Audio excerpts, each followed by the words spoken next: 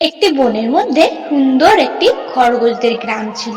সেখানে অনেক খরগোশ একসঙ্গে বসবাস করত। তারা নিজেরা নিজেদের খাবার সংগ্রহ করত ও একসঙ্গে খেলাধুলা করত। একদিন এক লোভী শিয়াল এই গ্রামে খবর পেল। সে ভাবলো, একসঙ্গে এতগুলো খরগোশ এক সপ্তাহের খাবার হয়ে যাবে। শিয়াল রাতে গ্রামের দিকে আসলো, কিন্তু খরগোশেরা খুব চালাক, সারা রাত পাহারা দিত।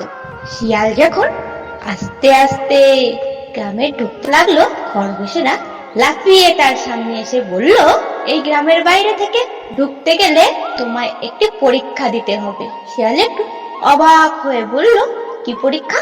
এক চালাক খরগোশ বলল, তোমাকে 10টি গাজর না খেয়ে 1 ঘন্টা ধরে রাখতে হবে। শিয়াল গাজরটি দেখে লোভ সামলাতে না পেরে একটি একটি করে খেতে লাগলো। এই দেখে খরগোশগুলি সুযোগ বুঝে দল বেঁধে ধাক্কা মেরে শিয়ালকে জঙ্গলের বাইরে ফেলে দিল। এরপর থেকে খরগোশদের গ্রামে আর কোনো শিয়াল ঢোকার সাহস পেল না। বন্ধুরা, গল্পটি যদি ভালো লেগে থাকে তো লাইক, কমেন্ট ও শেয়ার করো এবং কমেন্ট বক্সে কমেন্ট করো।